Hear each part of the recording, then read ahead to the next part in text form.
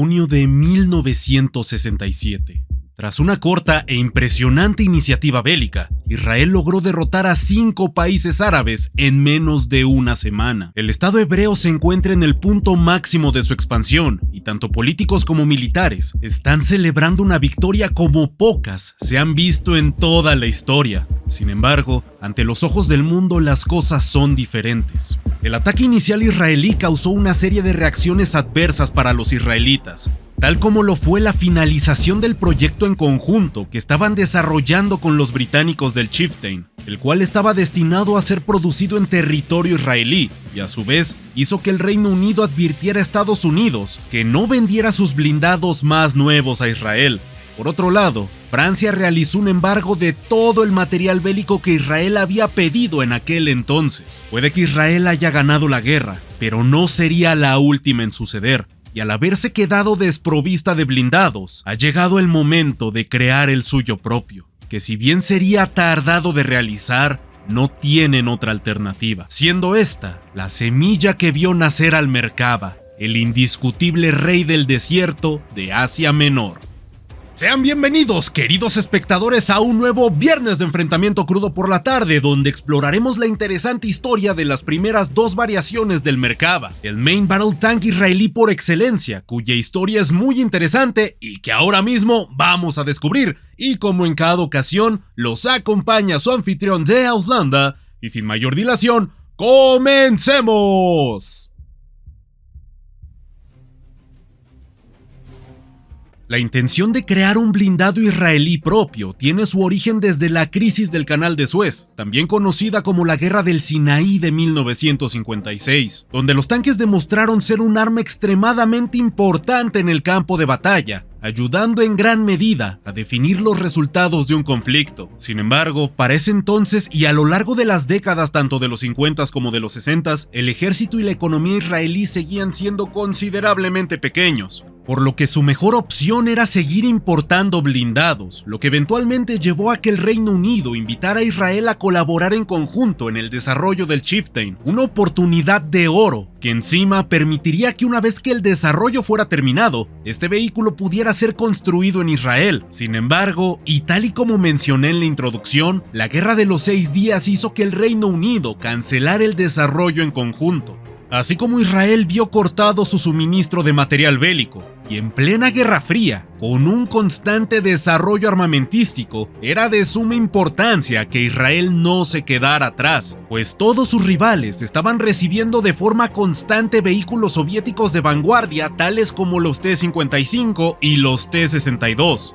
Sumado este factor, el comprar tanques al extranjero de por sí en lugar del desarrollo propio es una medida que inevitablemente condena a una fuerza armada a la obsolescencia acelerada, pues la mayoría de potencias no están dispuestas a vender sus vehículos más avanzados, además de que los mismos no están pensados para las condiciones específicas de cada nación, especialmente las de Israel, un país montañoso e incluso helado durante el invierno en el norte, así como tiene amplias colinas y desiertos en el este, por lo que si bien tenía blindados que habían demostrado ser lo suficientemente versátiles para adaptarse a estas complicadas zonas, tal como lo fue el Centurión británico, el mismo seguía teniendo problemas relacionados tanto al clima y las zonas en donde era desplegado, por lo que un tanque israelí podría solucionar estas severas inconveniencias. Para 1970, e invirtiendo $100 millones, nació el Tochnit HaMarkava, que puede ser traducido a nuestro idioma como programa carruaje, del cual, y como ya se habrán dado cuenta, se sacó el nombre final que recibió este tanque. Pero no nos adelantemos. Este vehículo fue pensado para ser eficiente, tanto económicamente como en el campo de batalla. Debía alcanzar las 60 toneladas y estar fabricado de materiales que se pudieran encontrar fácilmente en Israel. Todo para que ningún embargo volviera a afectar la cadena de suministros israelí. Pero sobre todo, era necesario que fuera superior a los blindados soviéticos vistos en el arsenal de sus vecinos árabes, lo que para entonces incluía a los ya mencionados T-62 y T-55, y que al poco tiempo verían la introducción de los T-72. El desarrollo formalmente no comenzó sino hasta 1971, el cual se vio afectado severamente tras la Guerra del Yom Kippur, sucedida en octubre de 1973, en donde de las 2.500 bajas que tuvo Israel, 1.500 de las mismas fueron tripulantes de blindados tales como los Centuriones y los Sherman M51, por lo que ya no solamente era necesario tener un blindado de producción local, sino que encima era necesario que el mismo fuera más seguro que los blindados que tenía Israel, y que incluso, tras ser incapacitado, pudiera salvaguardar la integridad de sus tripulantes. Pues hay que recordar que uno de los materiales estratégicos con los que menos cuenta esta nación es el capital humano. Para 1973, este país apenas contaba con alrededor de 3.2 millones de habitantes, apenas una fracción de la población de sus varios rivales, por lo que los posibles reclutas con la capacidad de tripular un blindado eran muy escasos y había que protegerlos de cualquier manera, a una costa de los propios tanques, por lo que con este importante requisito en mente, el desarrollo de los Merkava continuó hasta mayo de 1979, momento en el que se completaron los primeros, los cuales contaban con las siguientes características. El carro de combate principal israelí tiene un largo de 8.30 metros, un ancho de 3.70 metros y una altura de 2.65 metros, alcanzando un peso de 61 toneladas, cual se explica en buena parte por un blindaje espaciado compuesto de acero fundido y soldado. Su tripulación consta de 4 soldados, el comandante de la unidad, un conductor, un artillero y un cargador. Su armamento principal consistía de un cañón de 105 milímetros M64L71A, para el cual se cargaban hasta 62 proyectiles. Además de esto, contaba con un mortero de 60 milímetros, 12 lanzadores de granadas de humo y una ametralladora FN MAC de 7.62 milímetros. Esta bestia estaba impulsada por un motor diésel Teledyne Continental AVDS 1790 6A de 12 cilindros en V, capaz de producir 900 caballos de fuerza, con el cual era capaz de llegar hasta los 55 km por hora como velocidad máxima, así como alcanzaba un rango operacional de hasta 500 kilómetros. Gracias a ser un vehículo pensado totalmente para las necesidades del ejército israelí, se hizo con un especial énfasis en la autonomía, lo que se deja ver tanto en el rango operacional como en otros aspectos, tales como tener llantas que en comparación a las de los Centuriones israelíes, alcanzaban el doble de vida útil. Además de esto, el compartimento del motor puesto en el frontal del vehículo se pensó para que el mismo fuera fácil de acceder y sobre todo fácil de intercambiar. En guerras tales como la recién sucedida del Yom Kippur, así como durante la Guerra de los 6 días, los blindados que requerían un cambio de motor podían necesitar de hasta 24 horas en servicio. En comparación, el Merkava se diseñó para que en apenas una hora pudiera cambiarse el motor completamente. Además de esto, nuestro protagonista de hoy tiene otras señas muy particulares y llamativas, como el hecho de contar con una puerta de embarque para la tripulación en la parte trasera del vehículo, además de las tradicionales escotillas encima del mismo, el cual no solamente servía para que sus ocupantes pudieran entrar y salir más fácilmente, así como evitaban exponerse en caso de tener que salir en una emergencia, sino que encima, esto servía para reponer la munición mucho más rápido. A su vez, esto le daba el potencial de permitir a este tanque transportar infantería, lo que propició la creación de vehículos de combate de infantería que usaban este chasis como base, tal como es el caso del Namer y del Namera. Eso sí, hay que resaltar que el transporte de infantería jamás fue una tarea para la cual se usara el Merkava de forma regular, pues todo el espacio que podía quedar para tripulantes extra era usado para almacenar munición. Por supuesto, no podemos hablar del Merkava sin denotar su figura y la distribución del compartimento de la tripulación, con los mismos situados en la parte trasera del vehículo, justo atrás del motor, así como también está situado en la parte trasera la torreta en sí, lo que genera la peculiar forma del blindado. Tal y como sus dimensiones nos dejan imaginar, el Merkava es un blindado considerablemente espacioso, pensado no solamente para cargar más munición, sino también para resultar cómodo para sus tripulantes. Y hablando de comodidades, solía instalarse una canasta en la parte trasera de la torreta para transportar equipamiento extra como sacos de dormir, pues como todo en el arsenal israelí, estaba pensado para dotar a sus tripulantes de la mayor autonomía posible. Y naturalmente, la misma debía ser todo lo cómoda que se pueda hacer en el campo de batalla. Este vehículo se pensó para salvaguardar a como diera lugar a su tripulación, aun si esto significaba sacrificar movilidad, manteniendo apenas la justa y necesaria para atravesar la complicada orografía de Israel y de sus países vecinos, lo cual no tardó demasiado en hacer.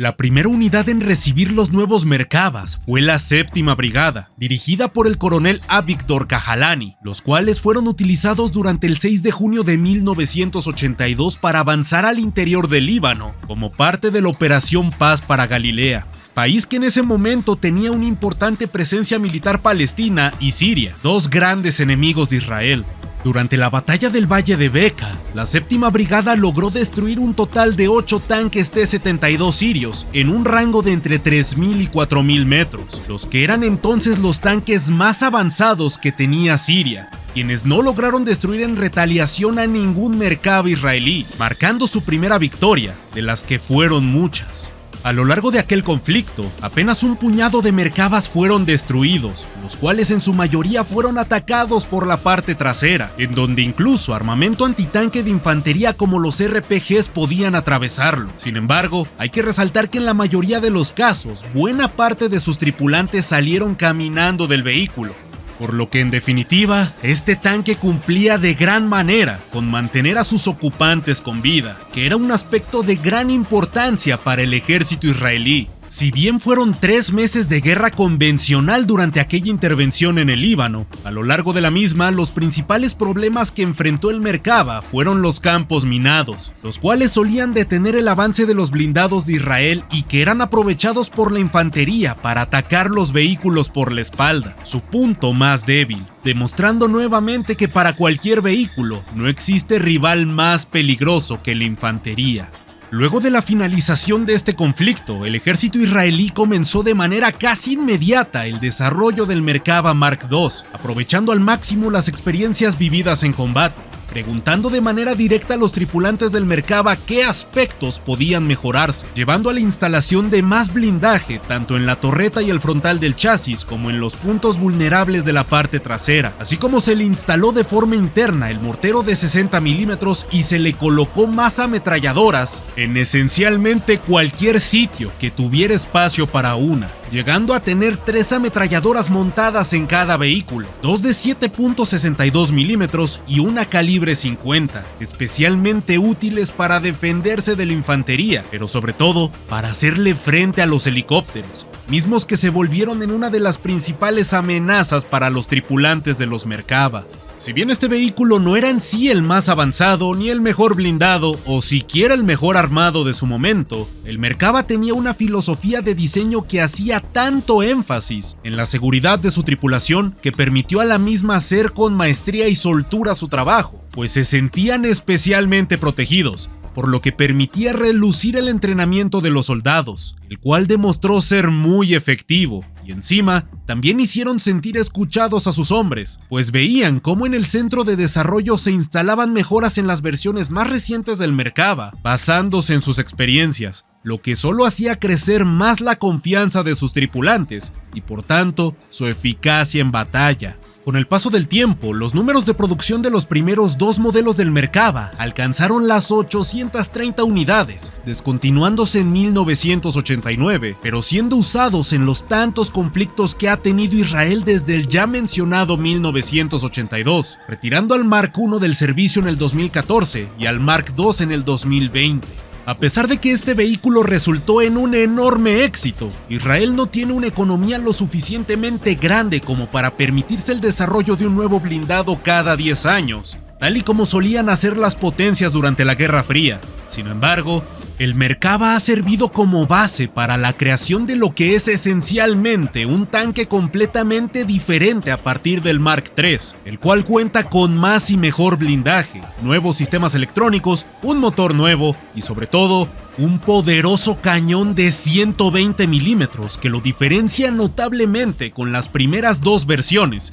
y que tal vez en un futuro llegue a abordar, pero por el momento podemos concluir lo siguiente. El Merkava Mark I y II no es un blindado técnicamente superior a los rivales que tuvo en su momento. Por otro lado, su éxito recae en ser un vehículo pensado para las necesidades específicas del ejército israelí, destacándose en las tareas tan singulares que un blindado dispuesto en la difícil orografía de Asia Menor debe atravesar, y más importante aún, permitiendo a sus usuarios destacarse en el campo de batalla, pues su gran acierto es hacer que su tripulación se sienta bien protegida, dado que incluso aunque sea inutilizado, las probabilidades de salir vivo de un Merkava son mayores a las de, por ejemplo, un Centurión israelí, y ni se diga si lo comparamos con la tasa de supervivencia de un T-72. Aunque por otro lado, considero también que es importante apuntar a que este tanque llegó en un momento donde la guerra blindada comenzaba a pasar a un plano más secundario que el que habían tenido anteriormente estos vehículos,